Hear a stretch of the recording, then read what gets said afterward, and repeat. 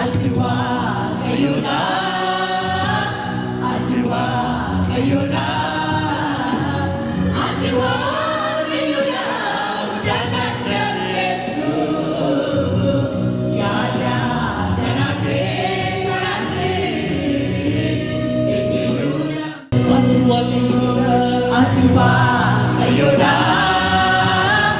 Atiwa Kayona, Atiwa Kayona, Udakan Yesu, Yada Danake Karasi, Ikiyuna Yesu.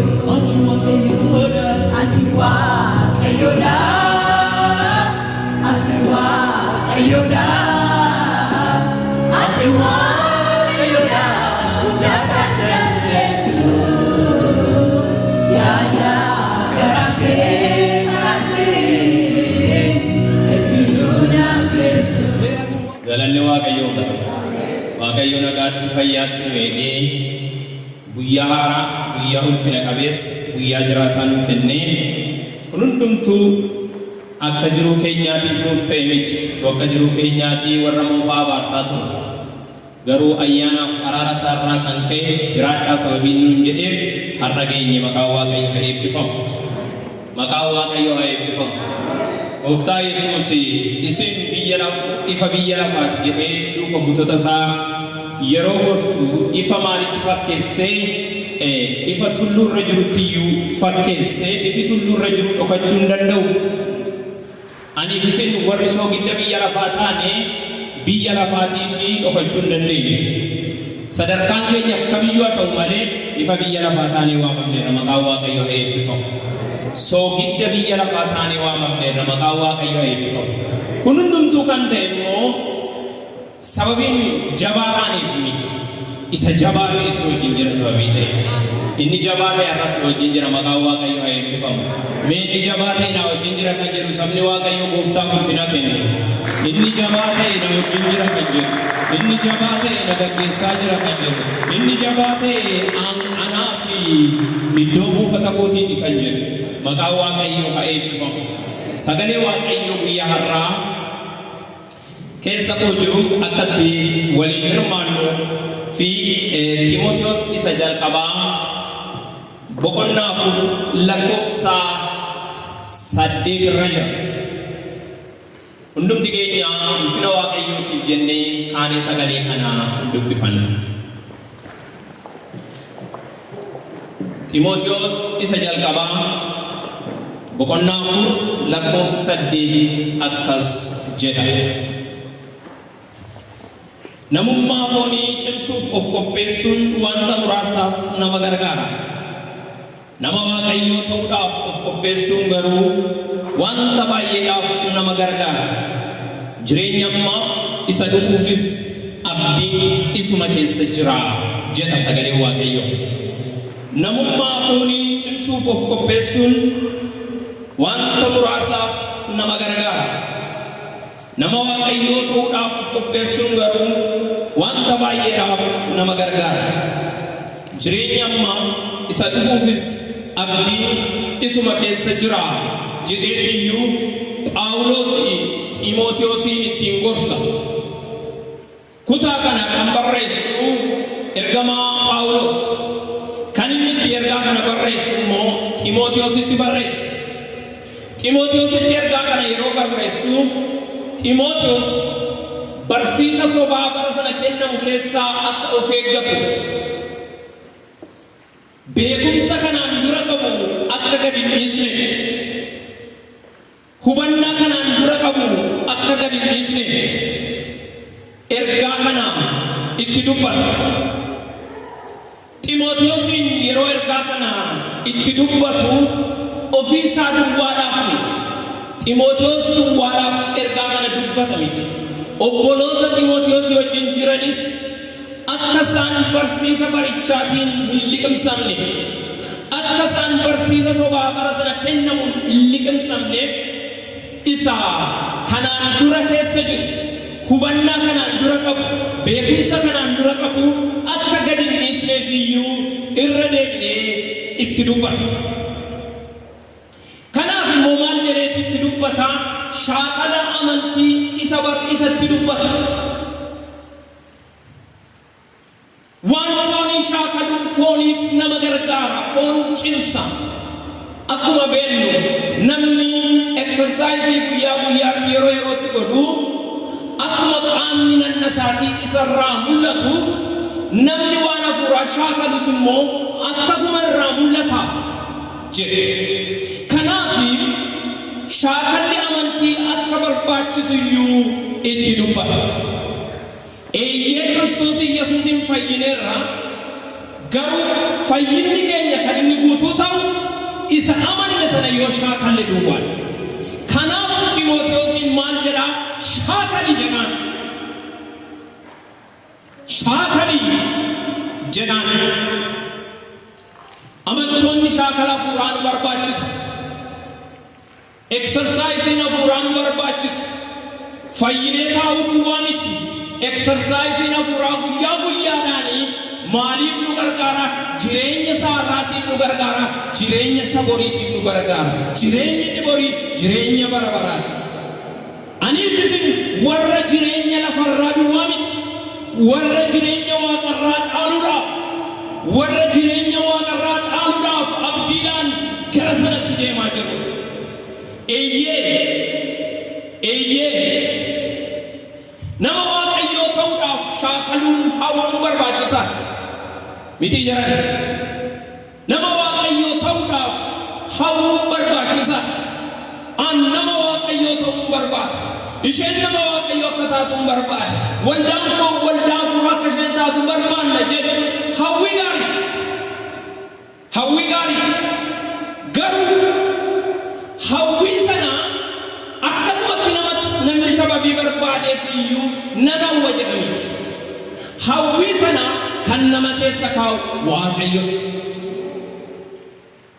Nama waaqayyoo ta'uun namni akkasumatti hawwa miti. Yeroo Waaqayyo fedha isaa nama keessa kaa'uyyuu namni nama waaqayyoo ta'uu hawwa. Waaqayyo immoo akkasumatti hawwii godhee hambisa miti. Sababni Waaqayyo fedha kana nama keessa kaa'uuf immoo namni yaada Waaqayyoo raawwatee akka darbuuf iyyuu Waaqayyo fedha sana nama keessa kaa'a. Kanaaf Timootewosiin nama waaqayyoo ta'uudhaaf of qopheessi jedheetti dubbata. Galgala kana nama waaqayyoo ta'uudhaaf Waaqayyo nu haa qopheessu. Galgala kana nama waaqayyoo ta'uudhaaf Waaqayyo nu haa qopheessu. Eeyyee nama waaqayyoo ta'uun ulfina. Nama waaqayyoo ta'uun ulfina. Nama waaqayyoo ta'uu hawwuun gaariidha. Nama waaqayyoo ta'uu hawwuun gaariidha. Inni guddaan garuu nama waaqayyoo ta'uudhaaf karaa isa kamtu sirriidha isa jedhu beekuutiyyuu barbaachisaadha. Nama waaqayyoo ta'uudhaaf karaa isa kamtu sirriidha. Karaa hundumtuu karaa nama waaqayyoo ta'utti nama geessa miti. Gooftaan Yesuus akkas jedhe karaanis dhugaanis ana jedhe. Namni waaqayyoo karaa inni filachuu qabu karaa Yesuus Kiristoos keessa darbee duwwaadha. Akkasumas Gooftaan Yesuus akkas jedhe ana malee waa gochuu hin dandeessanii jedhe. Namni waaqayyoo ta'uu filate namni nama waaqayyoo ta'uu filate waaqayyoon malee waa gochuu hin danda'u. Ilaalan deebi'a. Namni nama waaqayyoo ta'uu filate waaqayyoon malee waa gochuu hin danda'u. Kanaaf Gooftaan Yesuus ana malee waa gochuu hin dandeessanii jedhee kan inni ittiin duuka buutota isaa gorsu. Karaan nama waaqayyoo ta'uu bu'aa bahii qaba. Bu'aa bahii qaba. Argachuuf dhabuu qaba. Ulfinaaf salphina qaba. Gaaraaf gajjallaa bu'uu qaba. Nama waaqayyoo ta'uun gatii nama baasisa. Gatii nama baasisa. Eeyyee nama waaqayyoo ta'uun gaariidha. Garuu gatii nama baasisa. Namoota biyyattiin abdachiifame sana bira ga'uudhaaf Gibxi keessaa ba'anii abbaa warraa jedhameetu beekama. Namoota kana keessaa kan biyyatti abdachiifame dhaalanii nama lama duwwaa. Warri kaan maaliif karaa tafanii? Warri kaan lafa onaatti maaliif karaa tafanii? Warri kaan kan isaan karaa lafa onaatti hafanii karaa irra deeman sanayyuu addaan baasanii beekuu dadhaban. Kanaaf sagalee Waaqayyoo Ibroota boqonnaa 3 lakkoofsa 11 irratti akkas jedhee jira dubbata. Kanaafis ani waggaa 40 dhaloota sanatti nan aare. Garaa isaanii keessatti yeroo hundumaa karaarraa hin kaatu. Isaan karaa koos hin barre. Waggaa 40 turtii isaan karicharra turan waggaa 40 karaarraan kaatu. Isaan karaa koos hin barin jiru.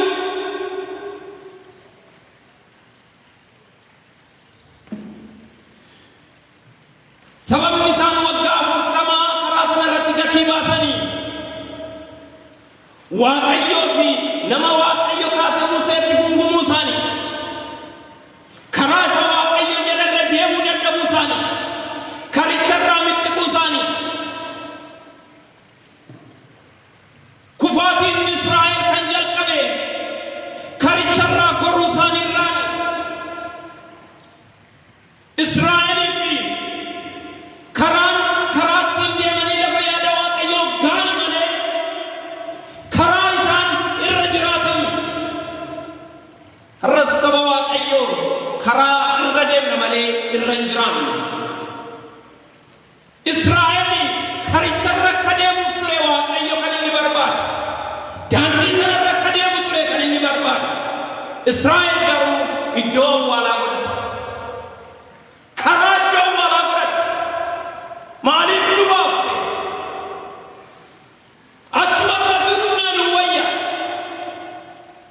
Karicharratti gungummii baay'isanii.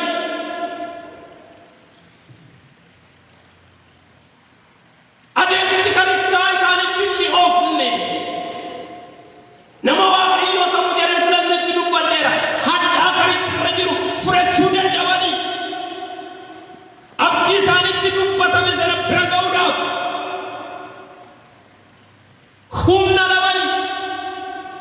Abdii sana bira ga'uudhaaf mogoleen laafte. Kanarraa kan ka'e karaa irra deemuun isaaniif ta'u iyyuu iddoo awwaalaa godhatanii. Isaaniif hin galle malee Waaqayyo isaan dhiphisuudhaaf karichatti isaan baase miti. Yaada Gibxii isaan keessaa fuudhee yaada isaan keessa kaa'uudhaaf iyyuu karaatti isaan baase. Isaan garuu san hubanne hin galleef adeemsi karichaa hin galleef. Kanaaf kufaatiin Israa'el kan inni jalqabe karicharraa maquu isaaniirraan jalqabe. Har'oo nutoo ammam keenyatiyyuu karicharra deemaa jirra laataa? Akkamitti karicharra deemaa jirra laataa?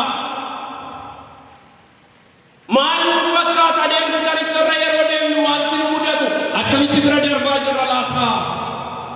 Eeyyee adeemsa nama Waaqayyoo ta'uu keessaa karichucha geessee tamuun geenye miti gaaffiin ta'uu qabu anaaf isiniif. Karicharra jirtamoo karicharra hin jirtu kan jedhu. Har'a nama cina keessa hin jiruun mee karicharra jirtaa obboleessa koo obboleettii koo jedhaanii. Karicharra jirra. Karichoo karaa jireenyaati. Karichoo karaa jireenya bara baraatti nama geessa. Karicharra jirra. Karaan kamiyyuu akkuma jalqabameen hin xumuramu. Karaan humna barbaada. Karaan yeroo barbaada. Jireenya fuuraa akka jalqabneen xumurra miti. Humna barbaada, yeroo barbaada. Karicharra yeroo deemnu mogoleen keenya laafee waa ibsatti waamamne daganneerraa laata. Har'aa karicharra tun deemuun dadhabe warra jettaniif inni Israa'eliin gurrafuu immuudhu karicharra jiraadhaa malee abdiin keenya jira. Karicharra jiraannu malee inni nu eegu, inni nu gaggeessu, inni nu wajjiniin jiru Waaqayyo Waaqa jiraataadha. Eeyyee Kiristoos harka isaatiin nu qabateera. Nus Kiristoositti of kenninee Kiristoos nu qabanneerra. Nu dadhabnee Kiristoosin gadhiisuu dandeenya. Harki Kiristoos garuu jabaadhaan nu gadhiisu. Adeemsa garichaa keessatti harki Kiristoos nu gadhiisu. Amma deemuu dandeenyutti taadeemnu malee, amma foonnii fi hafuurri keenya wal keessa jirutti fuulduratti tarkaanfannu malee, Kiristoos lafa yaadeen nu ga'a. Kiristoos lafa yaadeen nu ga'a. Kiristoos saganamaatiin nu ga'a. Kiristoos sagalgalaatiin nu ga'a. Kiristoos akeekkachiiseen nu ga'a. Namoonni Waaqayyo isa Waaqayyo jedhe warra eeggatanidha. Egaa adeemsi karichaa kun bu'aa bayii qaba isinii jedhe. Adeemsa karichaa kana immoo kan haalan, kan immoo gonfoo ulfinaa bira ga'anii, kan fakkeenya nuu ta'an baay'eetu jiru. Phaawulosi adeemsa isaa gaafa xumuree jedhu, ani adeemsa koo fiigicha koo raawwadheera, amantii koos eegeera, sichi gonfoon ulfinaa akkana eegu beekaa jedhe. Inni kun anaaf isiniif. Adeemsi kee maal fakkaata saba Waaqayyoo? Karaa natti irra deemaa jirtu, karaa natti galaa fudhattee irra deemaa jirtu maal fakkaata? Karaa nu irra deemnu karaa ulfina qabeessa. Kanaaf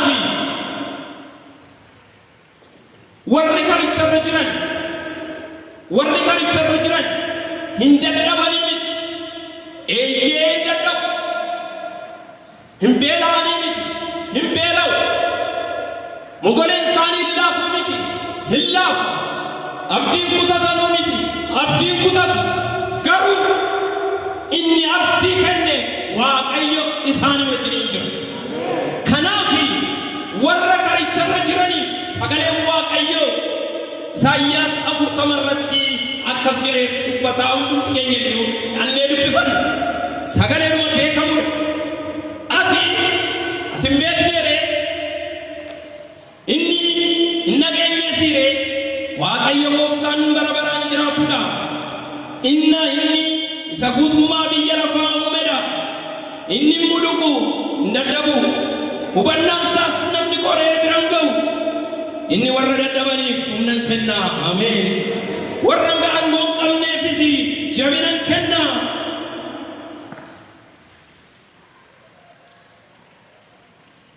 Ijoolleen hin dadhabu, hin muluqusi. Dargaggoonnis gufatanii kufu. Warri Waaqayyoon abdiidhaan eeggatan garuu humni isaanii hin haareffama. Warra karicharra taa'anii jiraniif, warra deestinii isaanii ilaalanii karicharra jiraniif abdiin isaanii hin haareffama jedha dubbii Waaqayyo. Har'a Waaqayyo abdii kee haaressuudhaaf karicharra yeroo deemtu si wajjiniin jira. Ati immoo akkamitti karicharra deemaa jirta laata? Eeyyee abdiidhaan eeggachuun naaf ta'a, naaf raawwatama, biraan ga'a jedhanii humna guutuudhaan fuulduratti deemu jechuudha. Abdiidhaan eeggachuun. Abdiidhaan eeggachuu keessaa humna kan ta'u Waaqayyo. Nama Waaqayyoo ta'uudhaaf of qopheessuu keessatti kiristaanonni Kiristoositti amananii Kiristoos Yesuusin akka fudhatachuu qabu. Kiristoos Yesuusin akka fudhatachuu qabu. Uffati kun uffata hafuuraati. Haasaa hafuuraanis ni taasisaa malee uffata isaa akkasii kana jechaa jiru. Namoonni Kiristoosin amanatan, namoonni Kiristoosin jireenya isaanii godhatan, namoonni Kiristoosin amanatanii uffanni isaanii hafuuraa Kiristoos Yesuusin. Abdiin isaanii Kiristoos Yesuusin. Humni isaanii Kiristoos Yesuusin. Egereen isaanii Kiristoos Yesuusin. Kiristoos Yesuus jireenya keenya keessatti ulfina argatu. Kiristoos ulfina argatu. Kiristoos ulfina argatu. inni humna nuuf ta'ee jennaan inni humna nuuf mogolee keenya jabeessee jennaan uffata keenya maqaa Waaqayyo haa eebbifamu. Egaa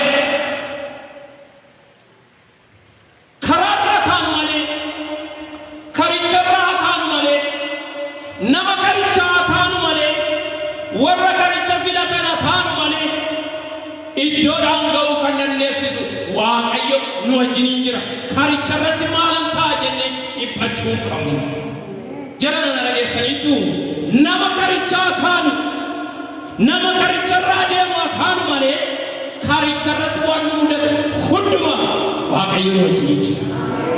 Har'a karicharratti hin jiruun iyyuu Waaqayyo na irraanfate kan jettan jirtuu laata? Anoo karicharra jira kan koo Kiristoos jedhee murteesseera garuu jireenya nan jiraachaa jiru immoo isaan fakkaatu warra jettanii misiraachoo abdii jira. Ati karicharra ta'i malee bu'aa bayii karicharra jirtu waan sitti dhufutu Yesuus Kiristoos itti gaafatamaa. Bu'aa bayii karicharra jiru wanti si naasisu jiraachuu danda'a, wanti si sodaachisu dhufuu danda'a. Kiristoos garuu jireenyatti geeddara. Kiristoos garuu ulfinatti geeddara. Isa dinan salphaadheetti sana ulfinatti geeddara. Isa dinan badheetti jireenyatti geeddara. Beesamni Waaqayyo gooftaan na wajjin jira jiraati. Mul'usaa gooftaa galateeffadhaa. Jira nu wajjin. Jira nu wajjin.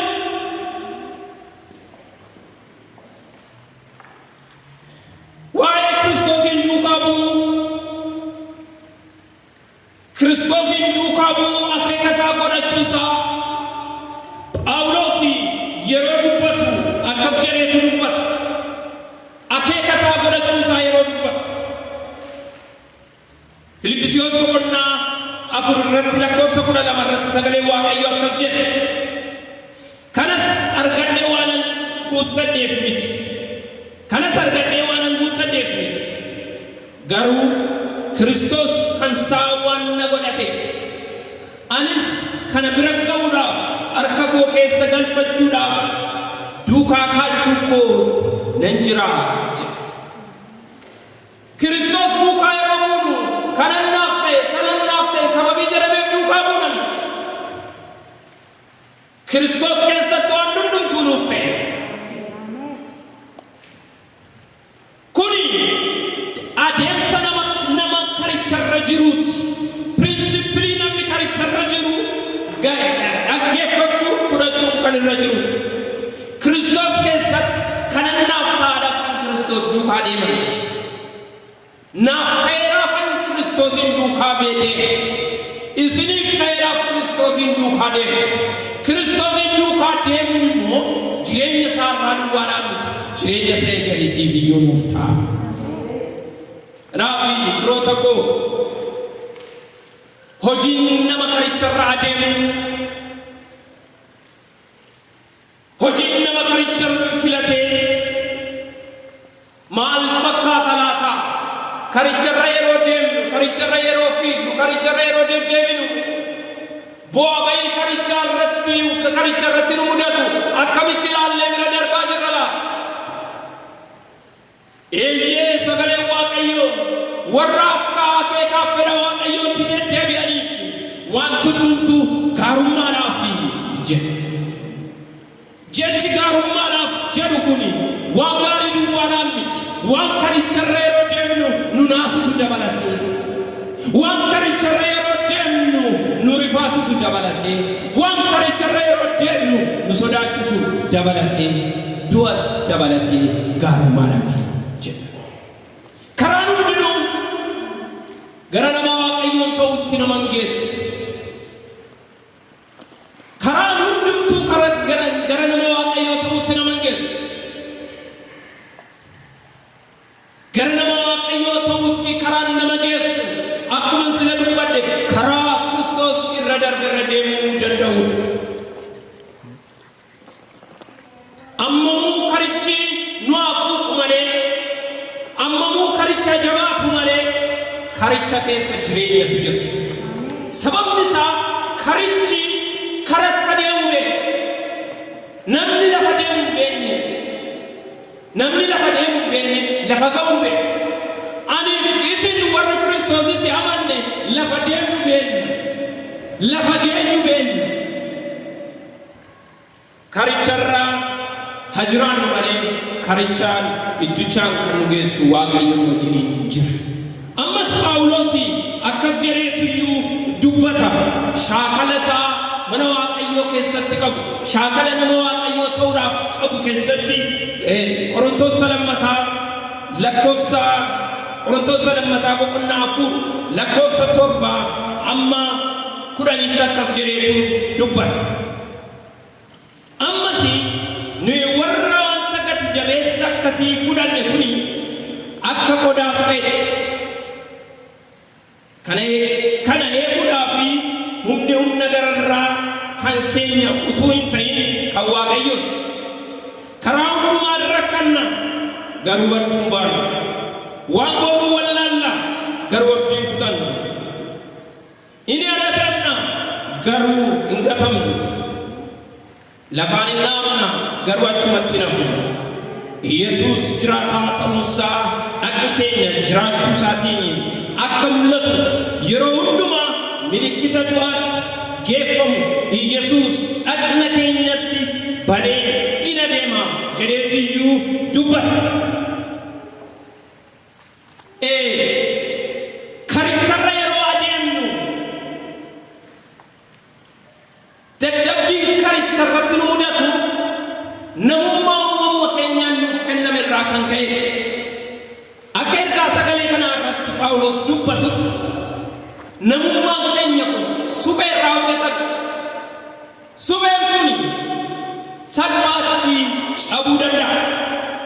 Supheen kun kan inni ittiin fakkeeffamu jireenya fooniitiin nama Waaqayyoo ta'uu filachuu keessa dadhabbiin hin jiru miti. Ilaa jala mureen isinitti hima nama Waaqayyoo ta'uu keessa dadhabbiin hin jiru miti. Hirrinni hin jiru miti. Kufuun hin jiru miti. Nama Waaqayyoo ta'uu keessa nama mudaa hin qabne ta'uu taanee argamus miti. Nama Waaqayyoo ta'uu keessa Waaqayyoon ofirratti moosisanii Waaqayyoon jireenya ofirratti hangafa godhanii kan Waaqayyoo ta'anii keessa deddeebi'uudha malee nama mudaa hin qabne taanee of qopheessu miti. Kanaaf fakkeenyi baay'een macaafa qulqulluu keessa jira. Daawiti sagalee Waaqayyoo akka dhugaasaaf ba'utti nama mudaa hin qabne jedheetu waa nama akka garaa kootii jedhaan garuu Daawiti nama mudaa hin qabne ture dadhabbii baay'ee qabatu. Har'a karicharra yeroo deemtu perfekshinii jireenya kee irratti ilaaltee jireenya inni tokko jiraatu ilaaltee anoo Waaqayyo na irraanfateera akka nama afaan haaraa dubbachaa jiru akka nama mul'ata argaa jiru jettee Waaqayyo na irraanfateera jedhee karichi karaa jireenyaati. Karichi karaa afaan haaraa dubbachuu duwwaa miti. Karichi karaa jireenyaati. Karaa jireenyaa sana shaakali malee karaa jireenyaa sana waan sitti dhufu hundumaa akka nama Waaqayyootti bira darbi malee akka baluun ta'a jettee Waaqayyootti hin guggumin. Egaa dadhabbiin namaa jabina Waaqayyoo mul'isa. Dadhabaadhaan jettee tajaanaan humnaaf jabina Waaqayyoo ofirratti moosisaa jira. Misiraachoo gammadi. An dadhabaadha. An hin danda'u. Kun narratti ba'uuf jira Waaqayyoon argita hin jetta yoo ta'e Waaqayyo humna isaa mul'isuuf si wajjiniin jira. Sababni isaa warri fiigicha isaanii fiiganii xumuranii gonfoo isaanii uffinaa bira ga'anii warra eenyummaa isaaniitiin dhaadatu hin turre warra dadhabbii isaanii keessatti Waaqayyoon ofirratti moosisan turan. Dadhabbii kee keessatti kan si wajjin jiru kan wajjin jiru Waaqayyo. Ati garuu barumsa irra ta'e. Har'a jireenya keenya keessatti waan nu mudatu hundumaa keessatti